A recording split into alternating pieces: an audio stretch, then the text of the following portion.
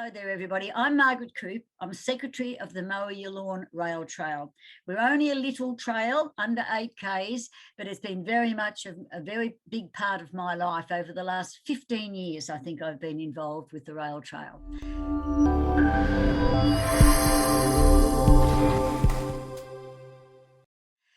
I heard about emergency markers, or found them when I do a lot of bushwalking. I've walked a lot of the parks in Melbourne and began to find them here, there and everywhere, wondered what they were. Rail Trail Australia magazine had a good article about them, and I thought, yes, our trail is an absolute gem for this, because the first part of our trail is backed onto by neighbours and property and 5-acre lots, but the last half, about 3.5 Ks, is quite isolated. It's quite bushy with tea tree, and people say to me, I won't walk down there, I'm scared, and what if something happens? So that got me thinking that we should be able to utilise the best end of our trail, the most pristine, environmentally perfect place. So I started to look into them then.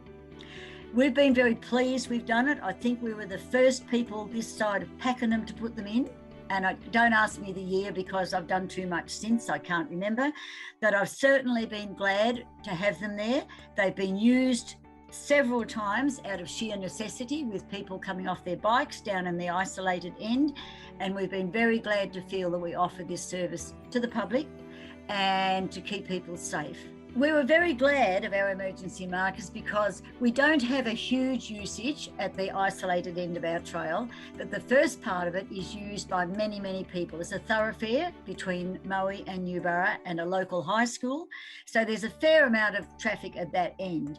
Now, we were very pleased that during COVID, we could not believe the increase of traffic of local people that was starting to use our trail, which fills us with joy, because our trail is not that easy to find. Many people who live in Moe don't even know it's there, which frustrates us no end. But during COVID, they certainly came out of the woodwork, and we just wish we'd had counters on the trail, because the number of people using it was just absolutely phenomenal.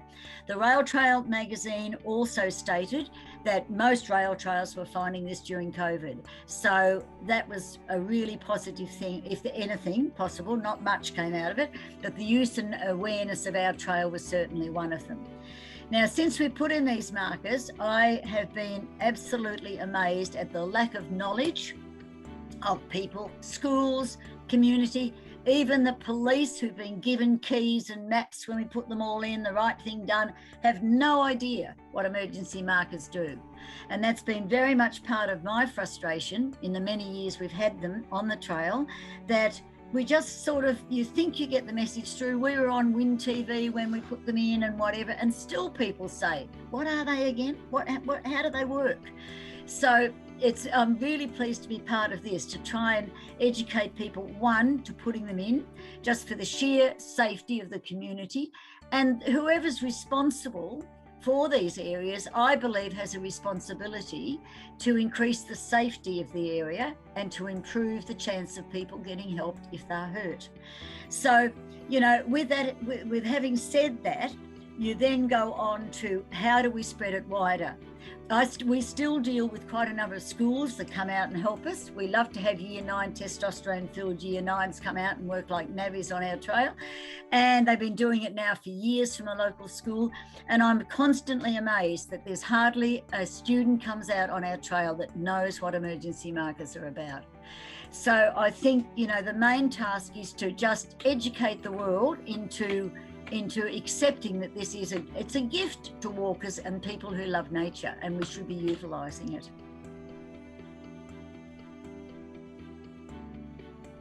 We operate under a management plan, and we have a set of things we mark off every year that have been done, and because it's a 7-year plan, and part of that is updating and making sure our emergency markers are kept clear and visible from every angle and readable. We've had a bit of graffiti we've cleaned off, but not very much at all. They obviously can't burn them like our $8,500 signs they've just burnt this week. I've walked many a rail trail, and I find most of them are isolated, more so even than ours. And we just felt as a committee that our duty of care and the sense of responsibility we had really for the people, the users in these isolated areas, got us motivated to install them.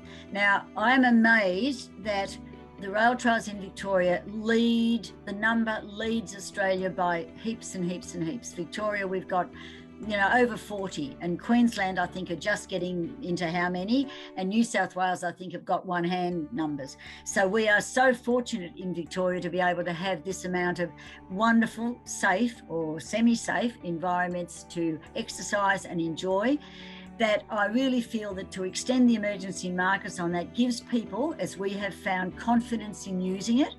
We've found that people who did not want to use the end of our trail has suddenly felt comfortable enough to use it.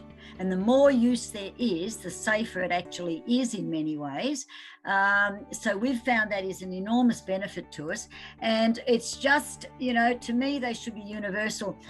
The thing that brought it home to me was walking from Flinders Street Station down to the Australian Open and finding emergency markers when I had just learnt what they were down along Binnerong Ma.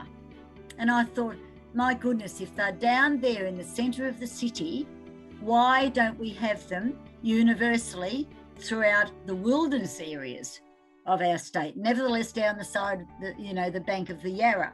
So I've been a fanatic about it ever since. And I just hope that the message does get through, that the people who, when we first put them in, we had a lot of comments from people that thanked us and said how much better and safer they felt.